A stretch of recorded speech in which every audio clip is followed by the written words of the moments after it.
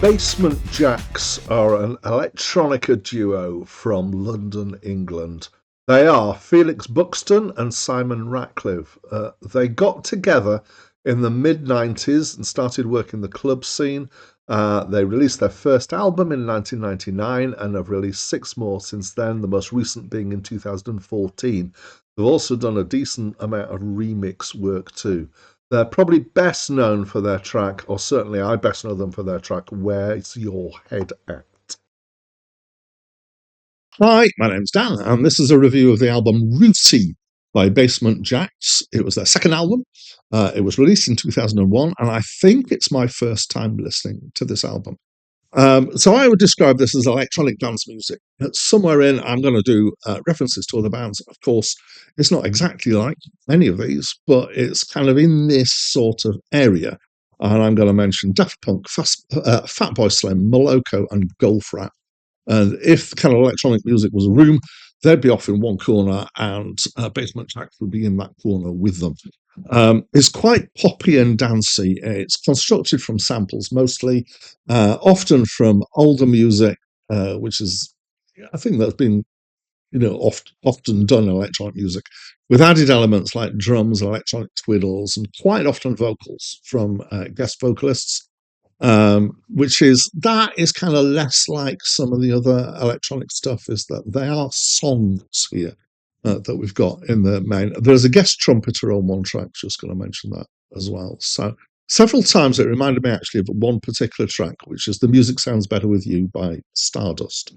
It's just the kind of feel of it. And I think partly it's a tendency to use a two-bar musical phrase three times and then a follow-on one. Let's try and give an example, of course.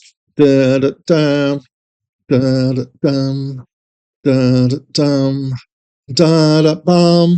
So that's, you've got the thing repeated three times, and then you get a follow-on, and then you repeat that over and over again. And that's quite a trope in this kind of electronic music anyway. It's got a certain poppy lightness to it that I think is absent from quite a bit of similar music. So it's very radio friendly in the feel, and I think partly that's the attitude and the way it's played, it's the way it's put together, which is fine.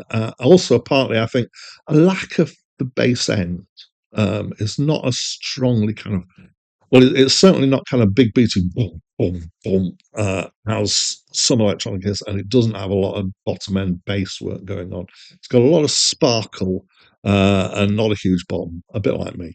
Actually, I think that in some ways this is in comparison to the track Where's Your Head At, which is the track on this album that I know, which has more bombast than most of the album.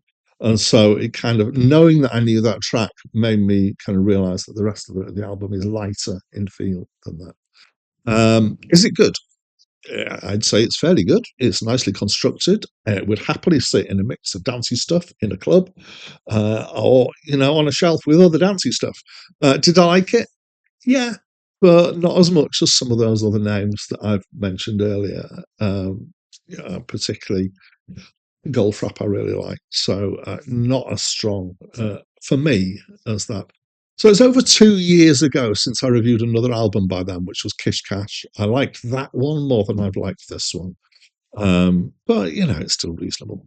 That's what I think of this album. Of course, that's why I'm here, to tell you what I think of the album, but I love to find out what you think of this album. I love it when people comment in the comment section about their thoughts on the album. So please, will you do that? Share with me your agreements, disagreements, or any other thoughts or history with this album. I'd love to hear it.